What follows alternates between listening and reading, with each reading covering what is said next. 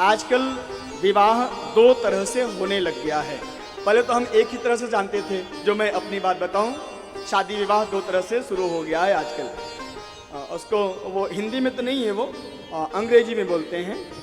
एक क्या बोलते हैं जी, अब अंग्रेजी हमारी कमज़ोर है थोड़ी सी जी। दो तरह का मैरिज। एक कौन सा मैरिज जी, मनमोहन जी आपको मालूम? दो तरह की शादी होती है आजकल ना। एक कौन सा है, एक तो अरेंज मैरिज है जो प्राचीन परंपरा से चली आ रही है, अरेंज मैरिज। अब जैसे वे पत्नी को अरेंज करना पड़े है, यही इसका मतलब हुआ अरेंज। इसका अर्थ मुझे मालूम नहीं है पर मुझे ऐसा ही लगता है। पहले जिससे शादी होनी है उसका शकल क्या है, उसका स्वरूप क्या है, कोई वो जिससे शादी होने वाली है उसको मालूम नहीं होता था। अरेंज मैरिज, माता पिता ने जहाँ पर निश्चय कर लिया वहाँ पर विवाह कर लिया गया, ठीक है।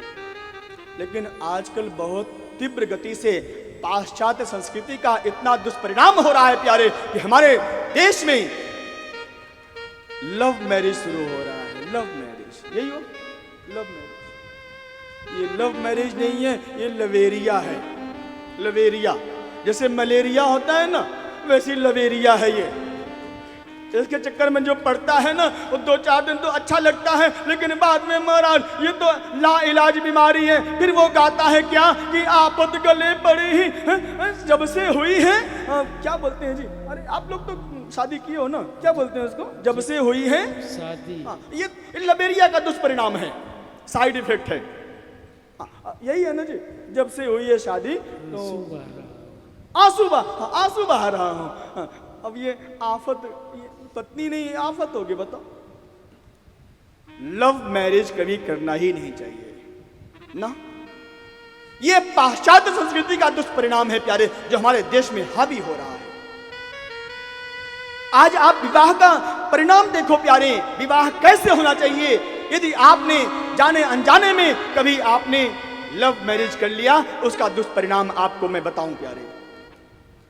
आप पर जो पड़ेगा वो पड़ेगा, लेकिन आपकी संतान पर कैसा पड़ेगा ये मैं आपको बताने चल रहा हूं। क्या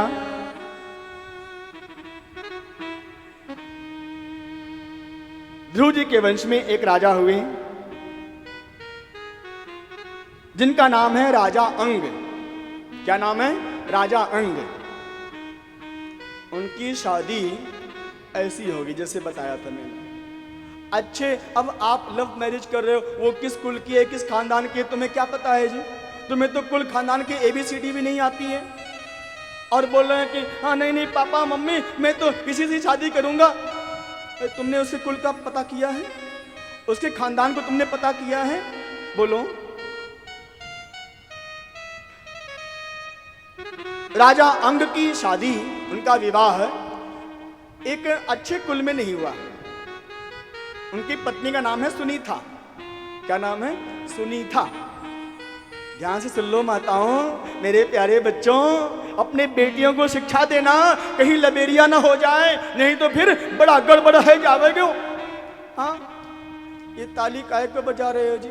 लबेरिया हो जाए इसलिए क्या है? अच्छा न हो इसलिए सावधान होना है ना। सुनीता अच्छे कुल की नहीं थी, उसका विवाह हो गया राजा अंग से। अब ध्यान देना, जो उसकी संतान हुई है, दो कुलों का जो आपस में समान नहीं है, शादी विवाह ये एक समान कुल में होना चाहिए, अपने से समानांतर। लेकिन सुनीता दूसरे कुल की थी, अच्छे कुल की नहीं थी। सुनीता और अंग का विवाह हो गया। परिणाम क्या हुआ? उनकी जो संतान हुई, जो पुत्र हुआ वो बड़ा अत्याचारी हो गया, बहुत अत्याचारी हो गया। है तो ध्रुव जी के वंश में, ध्रुव जी कितने बड़े भक्त हैं, लेकिन उनके कुल में इतना अत्याचारी पापाचारी पुत्र कहां से आ गया? क्योंकि राजा वेन की मां, राजा अंग की पत्नी जिसका नाम है सुनीता, वो अच्छे कुल की नहीं थी। राजा वेन जो भी भगवान श्री हरि का भजन करता, भगवान श्री कृष्ण की भक्ति करता, उसको दंड देता है। अरे मैं तुम्हारा भगवान हूं, राजा ही भगवान होता है। ब्राह्मणों के गांव जला दिए जाते, संत ऋषि महात्माओं को जेल में बंद कर दिया जाता। जिसके राज्य में संतों के ऊपर अत्याचार होता है प्यारे, उसका राज्य शीघ्र पतन हो जाता है प्यारे। ध्यान देना, इसका गवाह हम सभी लोग हैं, मैं नाम नहीं लूंगा। बड़े बड़े संतों को उसके राज्य में प्रताड़ित किया गया है। आज देखिए उसकी क्या दुर्दशा है। प्रत्यक्ष में बता रहा हूं, संतों का अपमान कभी भी किसी भी राज्य में नहीं होना चाहिए प्यारे। संत ही तो भगवान के स्वरूप होते हैं प्यारे। संत का अपमान मतलब भगवान का अपमान, गुरु का अपमान मतलब भगवान का अपमान।